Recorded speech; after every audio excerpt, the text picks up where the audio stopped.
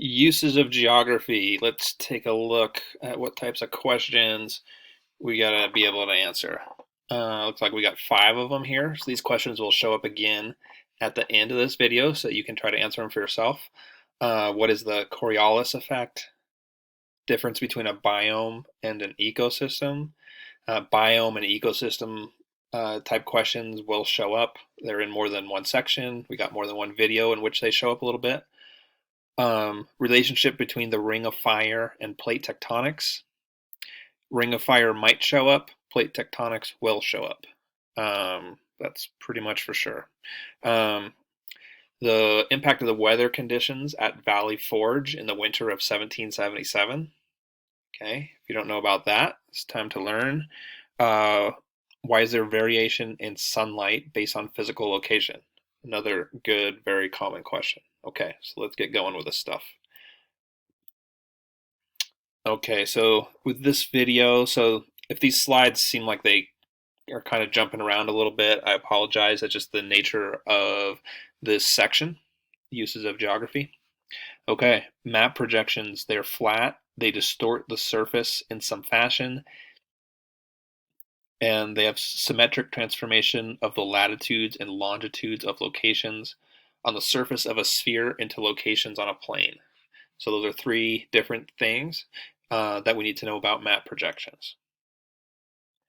The Coriolis effect, that was one of our questions, right? The Coriolis effect involves prevailing winds blowing diagonally rather than strictly north-south or east-west. There's the very first question, right? What is the Coriolis effect? Okay, so we want to know that. Winds blowing diagonally. Okay, and then the weather at Valley Forge. Let me talk about that for a second. There was terrible weather conditions at Valley Forge in the winter of 1777 and is widely believed to have had an impact on the result of the American Revolution. There's the important point that you want. It had an impact on the American Revolution. The training efforts of Baron von Steuben increased discipline and reinvigorated pride among the troops. A former member of the general staff of the Prussian Army, Steuben arrived in camp in February, bearing a letter of introduction from Ben Franklin, whom he had met in Paris. Out of this terrible winter emerged a new army, confident and ready to do battle. The weather had forced the battle to temporarily cease, and if that was not the case, the training of Steuben would likely have never taken place. All right, so that's easily a question. Again, your key point is the bad weather conditions allowed for training that otherwise might not have happened and had an impact on the result of the American Revolution. The geographical characteristics of the Burma Pass meant that factors like weather, disease, and terrain had a major effect on operations. The lack of transport infrastructure placed an emphasis on military engineering and air transport to move and supply troops and evacuate the wounded. The climate of the region is dominated by the seasonal monsoon rains, which allowed effective campaigning for only just over half of each year. Okay, as we look at ecosystems versus biomes, again, that was a question, was it not? Let's go back and look. There it is, that second question right below Coriolis effect. What is the difference between a biome and an ecosystem? Okay, so let's look at it. A biome is a formation of plants and animals that have common characteristics due to similar climates and can be found over a range of continents. Biomes are distinct from habitats because any biome can comprise a variety of habitats.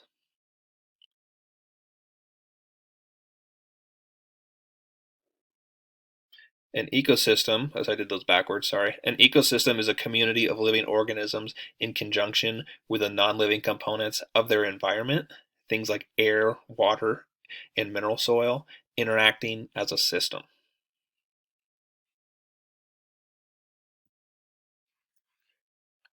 Okay, as we look a little further at types of biomes, tropical rainforests are found in the low latitudes, which are between the Tropic of Cancer and the Tropic of Capricorn. The equator is part of the low latitudes. In the summer, the mid-latitudes receive warm air from the tropics, and in the winter they receive cold masses of air from the high altitudes. The Arctic Circle is located within the high altitudes. The San Andreas Fault is an example of a side-to-side plate movement. It marks the boundary between the North American plate on the east and the Pacific plate on the west. The fault was the cause of the 1906 San Francisco earthquake. The Ring of Fire is a direct result of plate tectonics and movement and collisions of lithospheric plates. The Ring of Fire is a major area in the basin of the Pacific Ocean where a large number of earthquakes and volcanic eruptions occur. It is associated with a nearly continuous series of oceanic trenches, volcanic arcs, and volcanic belts and/or plate movements. It has 452 volcanoes.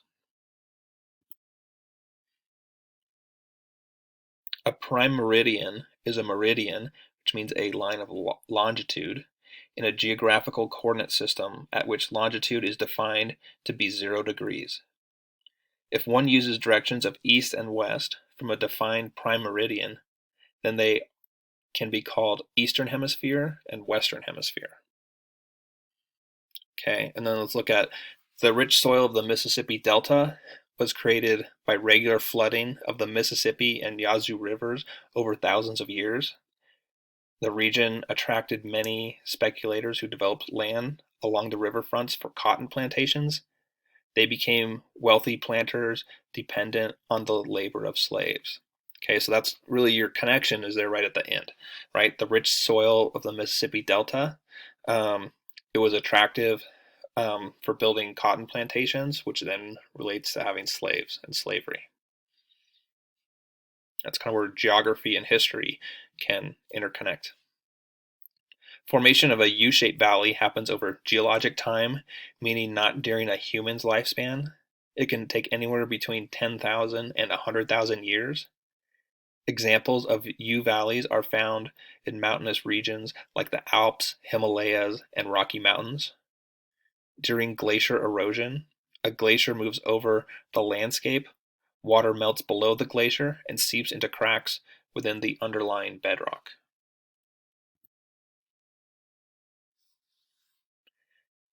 All right, and then let's talk about the North Atlantic Current here for a second. The North Atlantic Current, which is also known as the North Atlantic Drift and North Atlantic Sea Movement, is a powerful warm ocean current that continues the Gulf Stream northeast. It continues north along the coast of northwestern Europe. It is thought to have a considerable warming influence on the climate, driven by THC.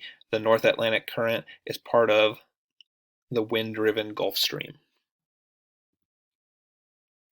And then also about variation in sunlight, because I know we have a question here about that. The Earth's tilt is one reason for variation in sunlight.